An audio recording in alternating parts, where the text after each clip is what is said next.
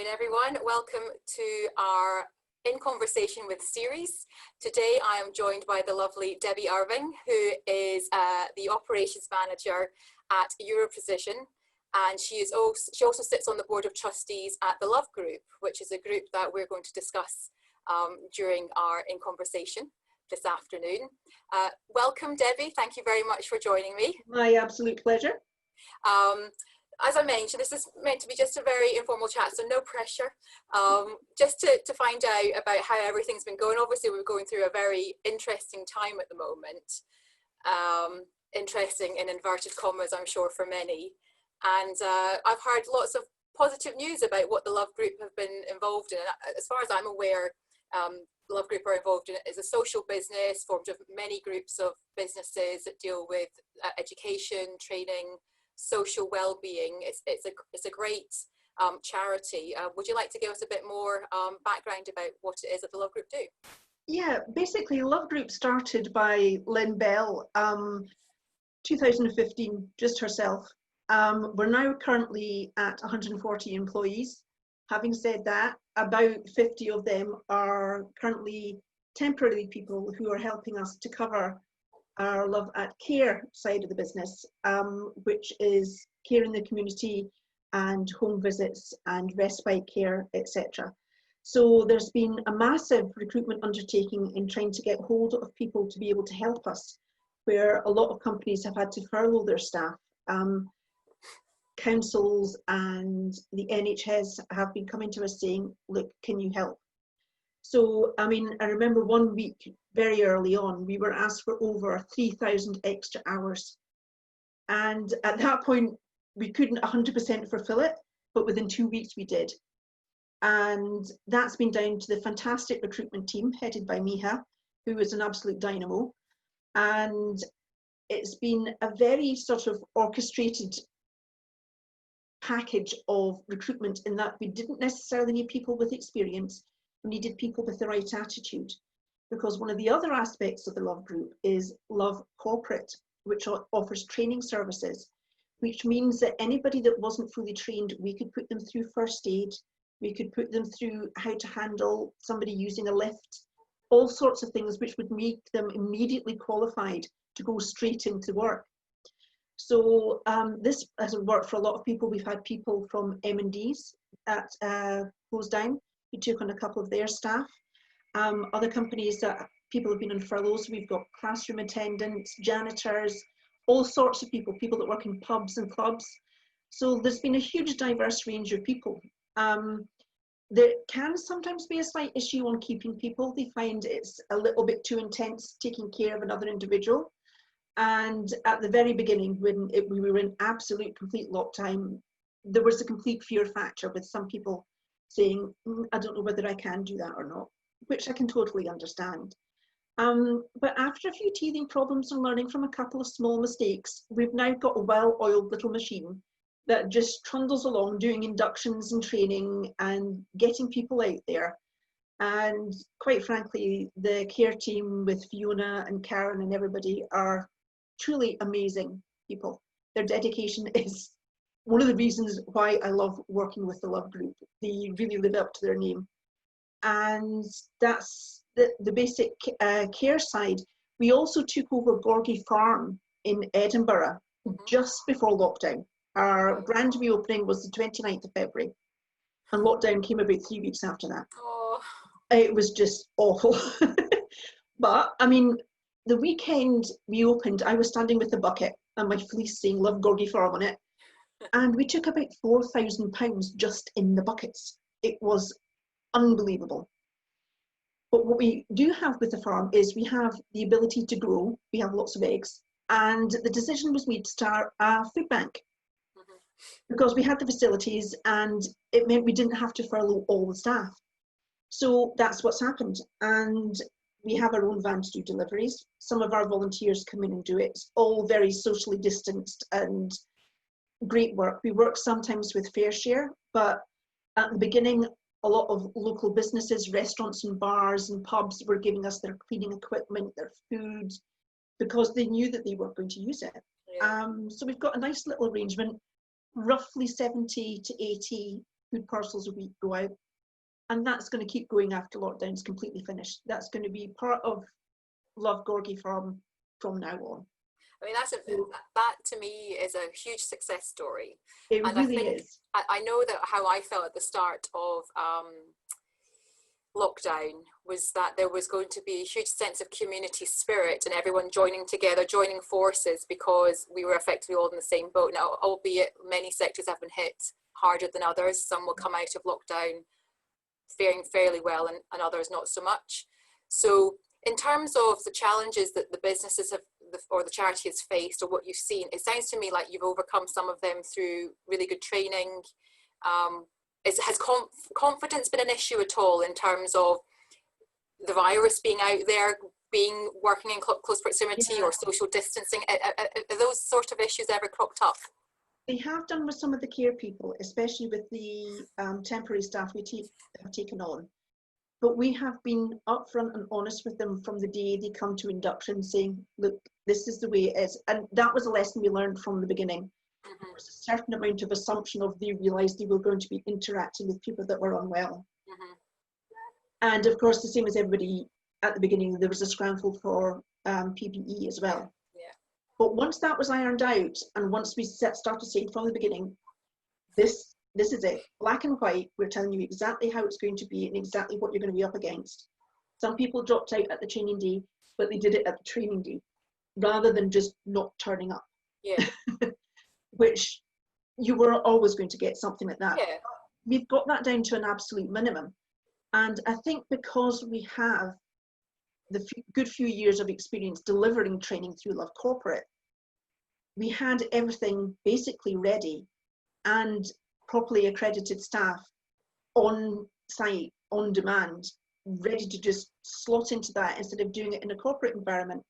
They were doing it for a slightly different environment from the get-go, but there was basically no perceptible difference between the two when we were actually training the people. It's the same course, the same accreditation. It's just they're going out and doing something slightly different.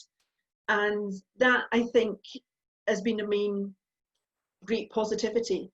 Also, the staff at Love are the most bouncy, positive people you've ever met. Oh my God. Honestly, I think they have too much Haribo, is all I can say. They're permanently, over excited, and we can do this and we can do that, and there's nothing we can do. And that is what has got them through this. That's why they're such a progressive charity, and have been able to do so much in such a short space of time. And have got all sorts of mammoth plans over the next few months. They're opening their first care home, hopefully at the end of July, once the care inspectorate's been, and that will be for 4 vulnerable children. And, the first of many, we hope. So there's so much going on and so many plans. It's quite maddening. I don't know how they do it, quite frankly. Yeah, there's obviously lots going on. And one of the things that that's clearly not necessarily been an issue, but I don't know if it's been something that's been a challenge, but recruitment's obviously going to be huge in terms of the demand that you need, in terms of the support required. So how have you managed that during these times? Well, basically, a little while ago, we created Love Recruitment, which was going to be an independent recruitment company that companies could use the same way as any other recruitment company, but we could also do our own in-house recruitment. That's now altered slightly to purely being in-house recruitment for the Love Group. But it means we've got a fantastic recruitment manager in Miha, and we've also got resourcers and other people with good experience in recruitment ready to go. So they've been doing all the advertising, all the recruitment processes were already in place through that side of the business, so that we didn't have to scramble and get it all together. They also have a HR manager or head of people in Lorraine at Love, and she can advise them on anything that might be recruitment law commensurate. And there hasn't really been any real problems with that, but it's the kind of thing, it's there. Or, they can give me a ring, they know if Lorraine's not around for advice or something. We're very much a collective of, we'll ask them and see if they know. The amount of round robin emails that have got nothing to do with you that go around is, I think, the only drawback of being with Love. Again, that's good. You're tapping into various expertise and talent pools who know what they're talking about, who maybe have experience in these areas. So that's a good place to be. in these times, It I really think. is. I mean, and some people, and this has been a crisis, no doubt about it, Yeah. but it's how you view it. And they have not gone about it as a case of it's crisis management. They have gone about it as this is an opportunity for us to help more people. What can we do to do that? And that's what they've thought of from day one of the whole thing starting. And that will be their ongoing thought when they come out the other side as well. Who needs help? What do they need for us to do to help them? Right, how do we get that in place? And that's why so many different aspects have grown when they've thought, wait a minute, there's a gap there. Things like befriending, that's something that they're wanting to set up at the moment for a lot of people, that they go to visit them, but that can be the only communication they have. They can't go out to their wee local cafe to meet their friends, or the local library, or to anywhere like that at the moment. And it can be really, really almost dangerous in the way that some people are cut off from society. So that's something, again, that we're looking at quite seriously. But it's sort of an embryo at the moment. I know. Well, that's the thing, because as you say, it's embryonic at embryonic stages. But I think what you're talking about there has been a huge factor again within lockdown, is the sense of isolation. Now, yes, I'm in a family of 4 here, and I'm not isolated, but there were times when you didn't get an opportunity to go beyond these 4 walls, beyond this unit, and you do have this sense of isolation. And then you do think about individuals again who are staying at home on their own or shielding, and it's got to the point where I think the physical aspects of COVID are also being considered in line with the mental health aspects that definitely cannot be overshadowed in these times. And is that something that you're coming across in your line of work hugely, or? Absolutely. Absolutely. I mean, I myself have got underlying health conditions and have been basically in the house for the last, 100 days, with, apart from occasionally going out with the dog. I mean, that's been about it. So I can totally empathize with anybody in that situation. One of the things that Love does offer is well-being. They have lots of well-being packages that people can come on board. They have been putting a lot of them onto their e-learning platform so that they can be accessed by anybody. And at the beginning, we sent out links to all the members of staff that they could pass on to anyone with things like the Big White Noise, which was a mental health support package, lots of different things. And even things like, I sent a thing around to everybody with links to virtual tours of museums, which sounds really small, but these were museums all over the world. And we were all finding ourselves quite fascinated. We were taking a trip to Florence, or we were off to New York, or love it. It was just something very, very small. That actually had a huge impact that we weren't expecting. And I think that has been a big thing. We've been really pushing the social media, things like the Facebook and the LinkedIn page and the Twitter page, and saying to people, if you need anything, come and ask us. And that's how we ended up with a lot of people with the food bank saying, look, we know of Mrs. So-and-so who's, not able to get out. Do you think you can help? And that's how it all started. So it's just a case of making sure you've got an ear to listen, and actually listening, not hearing, but listening, which is a completely different ballgame. Yeah, 2 distinct things, definitely. So in terms of, I suppose, you've obviously been involved in HR for quite a period of time, and you obviously deal with the operations side of things at your position. But if we are to learn anything from the last 14, 50, I've lost count, to be quite honest, Debbie, I don't know how long it is, but if we're to learn anything, or anything that you think we should be taking forward as a learning point, or something that we should be doing to challenge ourselves, or how we approach things in business, whether that's in the commercial sphere, or in business, or personally, or in a charitable sense, what would your imparting words be to us all? Take care of you. Take care of you, number one. Even if you have families, if you're not fit either physically or mentally, you can't help your family.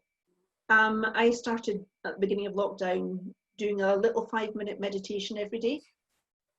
Just at the beginning of the day, I sometimes even doing sitting at my desk if I've had one of those days, and just, okay, right, mute my phone for 5 minutes and just do that. Gentle breathing, maybe a little bit of tapping, something like that. And I have passed that on to several members of staff at both Europosition, and the guys at Love already know a lot of that as well, and are pretty attuned to noticing any changes in their staff.